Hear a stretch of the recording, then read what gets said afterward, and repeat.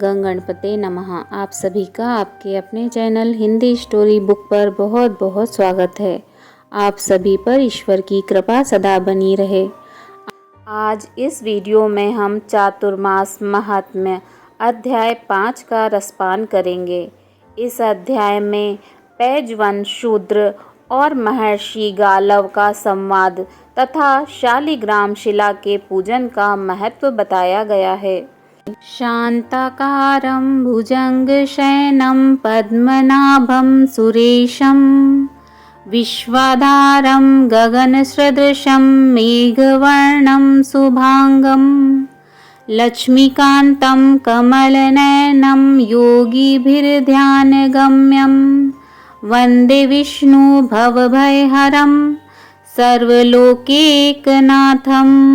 ब्रह्मा जी कहते हैं, महामते प्राचीन त्रेता युग में पैजवन नाम से प्रसिद्ध एक शूद्र था, जो धर्म में तत्पर और विष्णु तथा ब्राह्मणों का पूजक था।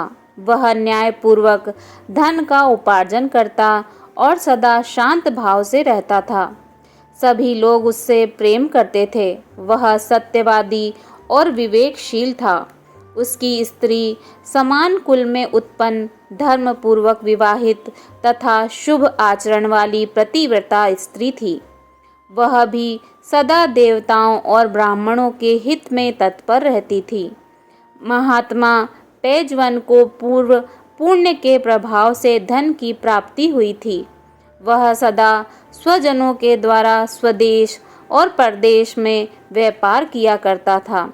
अपने और दूसरे के धन से भी वह व्यापार करता कराता था। इस प्रकार धर्म पर दृष्टि रखने वाले उस पैजवन को नाना प्रकार का प्रचुर धन प्राप्त हुआ। उसके 2 पुत्र हुए।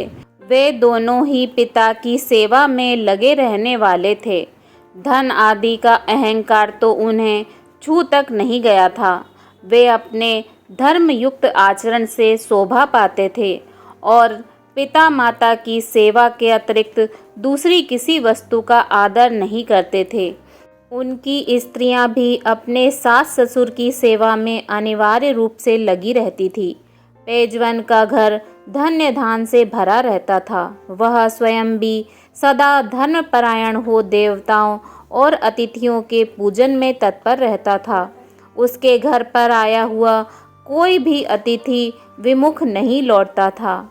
वह शीतकाल में धन और उष्ण काल में अन्न एवं जल का दान करता था। वर्षा काल में वस्त्र तथा अन्न बांटा करता था। भगवान शिव और विष्णु के व्रत में स्थित होकर उचित समय में वह बावली, कुआं, तड़ाग, प्याऊ तथा देव मंदिर बनवाता था। चातुर्मास में वह विशेष रूप से भगवान विष्णु के भजन में लगा रहता था। एक दिन ब्रह्म ज्ञान परायण शांत तपस्वी परम जितेंद्रिय गालव मुनि पैजवान शूद्र के घर आए। वह अभ्युत्थान और आसन आदि उपचारों से मुनि की पूजा करके मधुर वाणी में बोला, आज मेरा जन्म सफल हो गया, जीवन अति उत्तम हो गया। आज मेरा धर्माचरण भी सार्थक हुआ। मुने, आपने यहाँ पधार कर कुल सहित मुझे उन्नत कर दिया। आपकी दृष्टि से मेरे सहस्त्रों पाप जलकर भस्म हो गए। मुझ गृहस्थ के संपूर्ण ग्रह को आज आपने पवित्र कर दिया। उस शूद्र की भक्ति से गालव मुनि बहुत प्रसन्न हुए। उनकी सारी थकावट दूर हो गई। वे हाथ जोड़कर खड़े हुए शूद्र से बोले, सौम्य, तुम कुशल से तो हो ना? तुम्हारा मन धर्म में लगता है ना? क्योंकि भाई बंधु, स्त्री पुत्र आदि सब लोग सदा स्वार्थ से ही संबंध रखते हैं।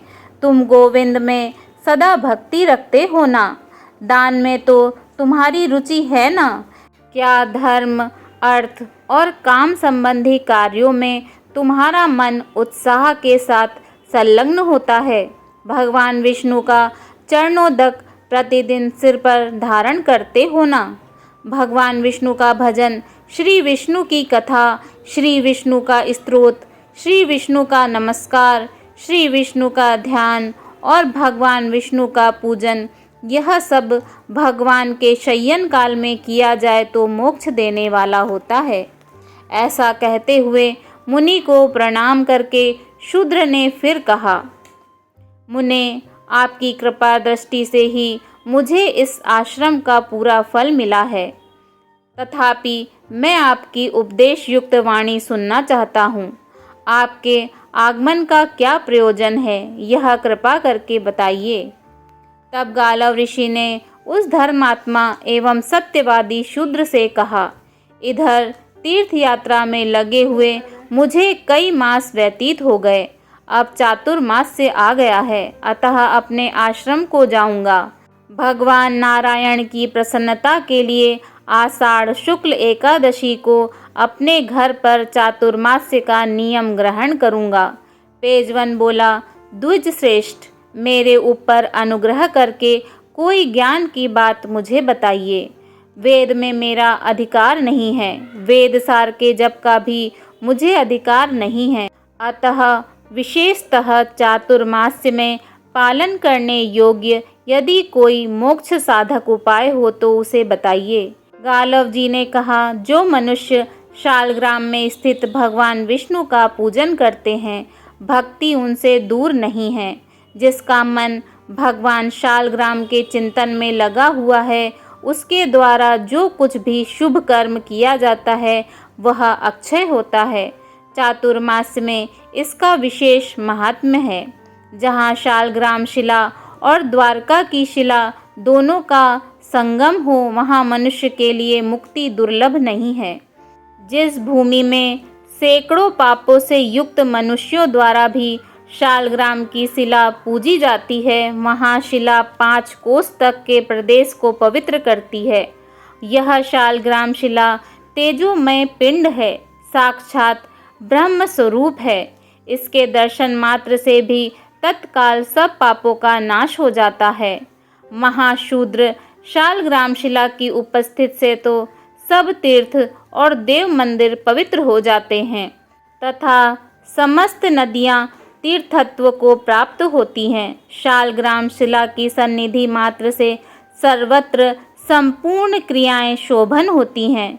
जिसके घर में शुभ शालग्राम शिला का कोमल तुलसी दलों द्वारा पूजन होता है, वहाँ यमराज अपना मुख नहीं दिखाते।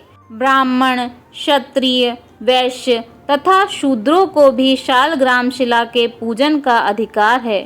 शूद्र ने पूछा, ब्राह्मण, आप वेद वेत्ताओं में श्रेष्ठ हैं। सुना जाता है कि स्त्री और शूद्र आदि के लिए शालग्राम शिला के पूजन का निषेध है, अतः मेरे जैसा मनुष्य किस प्रकार शालग्राम का पूजन करे।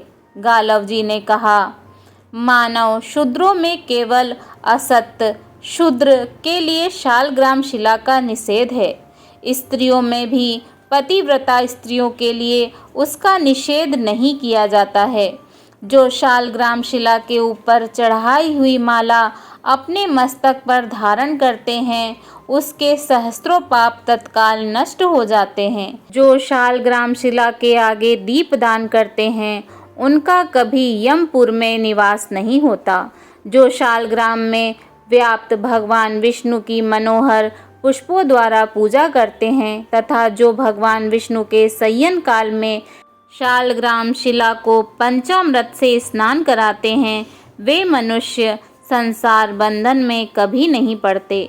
मुक्ति के आदि कारण निर्मल शालग्राम गत श्री हरि को अपने हृदय में स्थापित करके जो प्रतिदिन भक्ति पूर्वक उनका चिंतन करता है, वह मोक्ष का भागी होता है।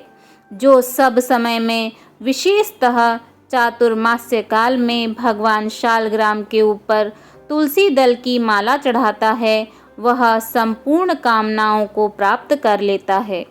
तुलसी देवी भगवान विष्णु को सदा प्रिय है। शालग्राम महाविष्णु के स्वरूप हैं और तुलसी देवी साक्षात लक्ष्मी हैं। इसलिए चंदन चर्चित सुगंधित जल से तुलसी मंजरी सहित शालग्राम शिला रूप श्री हरि को नहलाकर जो तुलसी की मंजरियों से उनका पूजन करता है, वह संपूर्ण कामनाओं को पाता है। उत्तम पुरुषों से पूजित भगवान शालग्राम का दर्शन करके मनुष्य सब पापों से शुद्ध चित्त होकर श्री हरि में तन्मयता को प्राप्त होता है। शालग्राम शिला के 24 भेद हैं, उनका वर्णन सुनो। पहले केशव हैं, उनकी पूजा करनी चाहिए। दूसरे मधुसूदन हैं, तीसरे शंकरषण हैं, चौथे दामोदर, पांचवे वासुदेव, छठे प्रद्युम्न, सातवें विष्णु, आठवें माधव, नवें अनंत मूर्ति, 10वें पुरुषोत्तम, 11वें अधोक्षज, 12वें जनार्दन, 13वें गोविंद, 14वें त्रिविक्रम, 15वें श्रीधर, 16वें ऋषिकेश, 17वें नरसिंह, 18वें विश्वयोनि, 19वें वामन, 20वें नारायण, 21वें पुंडरीकाक्ष, 22वें उपेंद्र, 23वें हरि और 24वें श्री कृष्ण कहे गए हैं। ये 24 मूर्तियाँ 24 एकादशियों से संबंधित हैं। साल भर में 24 एकादशियाँ और ये 24 मूर्तियाँ पूजी जाती हैं। इनकी नित्य पूजा करने वाला मनुष्य भक्तिमान होता है। जो मनुष्य भक्ति पूर्वक इस प्रसंग को सुनता और पढ़ता है, उसके ऊपर भृत सृष्टि की रक्षा करने वाले भगवान श्री हरि प्रसन्न होते हैं। बोलिए भगवान श्री हरि विष्णु की जय। ओम नमो भगवते वासुदेवाय नमः।